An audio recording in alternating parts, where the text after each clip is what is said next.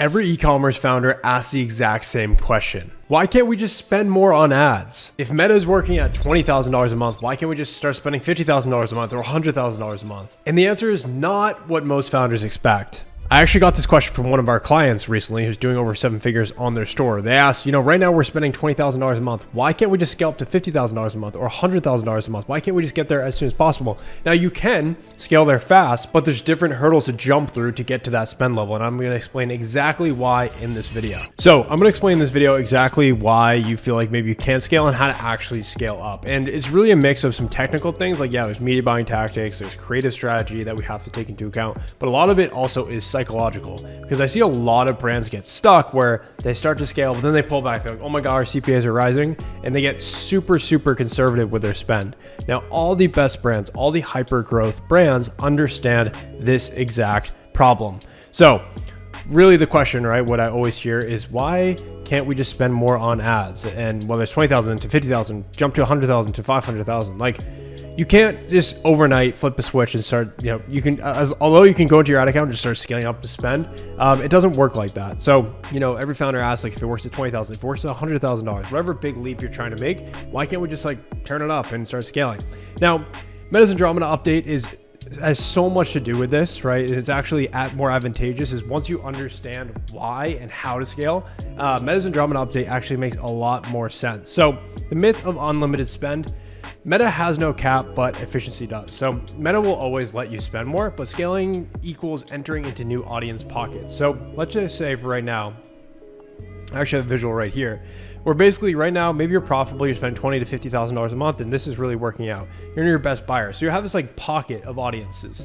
Now, this pocket that you're hitting, it's just working, right? There may be the types of ads you're communicating, the offers that you're pushing, it's just working for the segment of audience. But as you start to expand out into even warmer or even colder audiences, let's just say the extremely cold audiences, you have to bring them through the entire customer journey. So, as we know in marketing, you essentially have different stages of customer awareness. You have people that are completely unaware. You have people that are problem aware, solution aware, product aware, and most aware, right? So if you're completely unaware, you don't even know you have this problem, right? So you need to be educated on the problem. So I see a lot of supplement brands or health and wellness brands, they actually have to do a lot of work to educate the problem to make customers realize that that's a problem that they have in their life.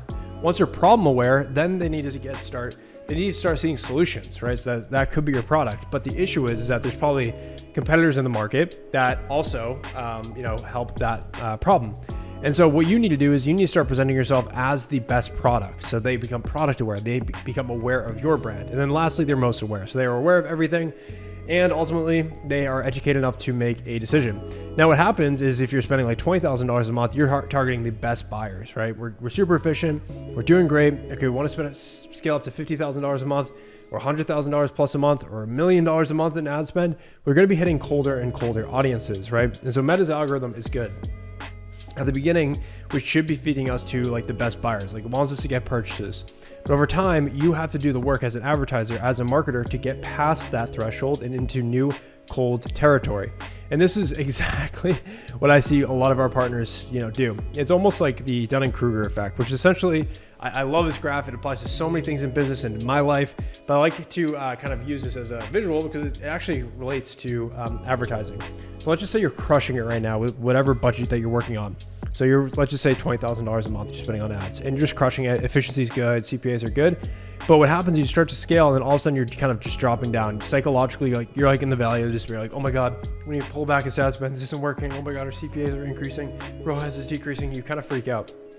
Now, what poor brands do or poor marketers do is they freak out in this phase and they pull back. They want to just get back to this kind of uninformed optimism. We're scaling. Okay, great. We're spending $20,000 a month.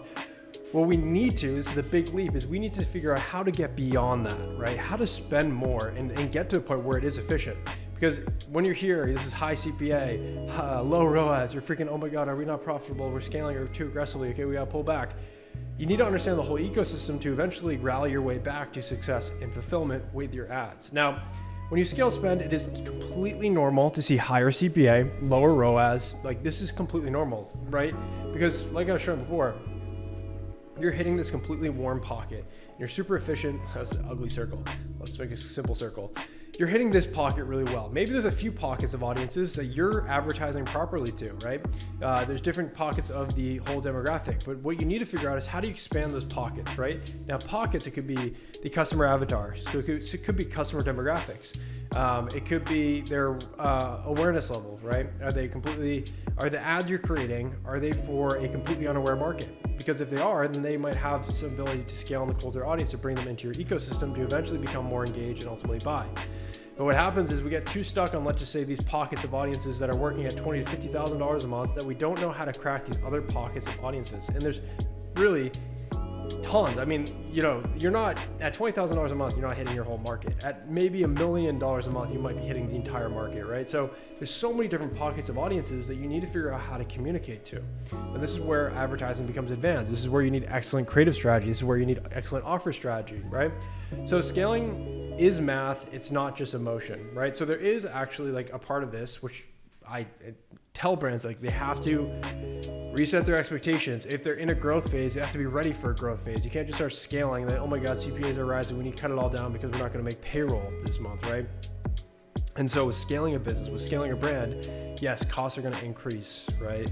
And we need to figure out how we can make those costs more efficient over time. It's few and far between this overnight thing, right? It takes time, takes iteration. And so, but apart from that, once you kind of get over that psychological barrier of like, okay, I'm going to commit to scaling, it really is a math equation, right? So we got through the whole psychological side of things. We say, okay, now let's take this seriously. Let's figure out how we actually scale. So with higher spend, right, you're going to be focusing on, and naturally it happens, especially the Meta's Andromeda update, is you're going to be touching a broader audience, which in the short run, right, I'm talking about the short run here, you're going to see a higher CPA, you're going to see a lower ROAS, but you can still be profitable, especially if LTV supports it.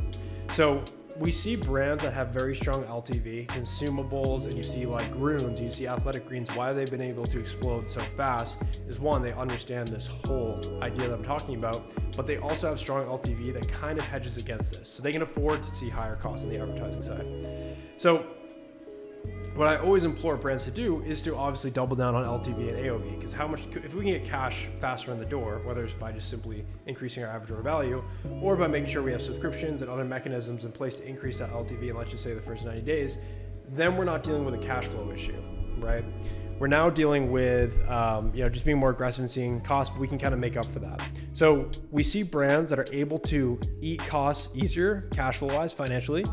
They can get through this process a lot faster. So that's why I always make sure that before just start scaling, make sure your site conversion is strong, make sure your email flows are all set up, make sure you're doing everything possible to retain customers, especially as you go into a growth phase.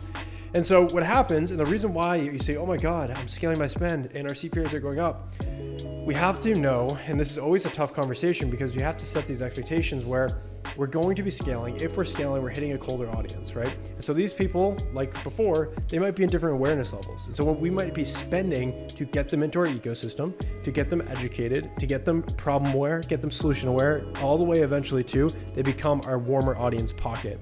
So when you're scaling on cold traffic, what you're doing is you're reaching out into those kind of untapped audiences and you're saying, hey, educate them. This is the problem. This is our product. This is the solution. You have to educate those cold buyers.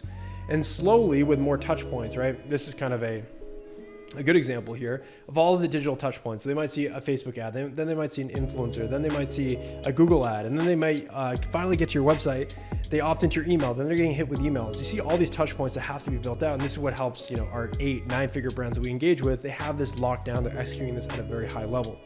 So we need to make sure we have all these touch points ironed out. We need to make sure we're doing things omnichannel. This is why it's so important to have, if you can, have Google going, have influencer going, have your organic social going, because the more touch points that we can create, the faster a customer can get through this customer journey here. And most brands don't have a meta problem, they have a unit economics problem. So they can't weather this storm of scaling. So it's simply like they're so dependent on being first purchase profitable, or they're like, oh my gosh, we can't even afford to, maybe financially, right? And that's totally fine, right? I work with brands that are bootstrapped. I work with brands that are, have sitting on a ton of VC funding. They want to scale more aggressively. And so that's why there's always this emotional thing, an emotional factor that we have to play into this to make sure expectations are aligned and making sure that when we do start to scale, we're going about it the correct way. So What makes scaling easier? And this is the 4 levers of efficient scale. So creative, right? Really one of the biggest things that impacts all of this is your ability to churn out better and better creative that can hit new pockets of audience.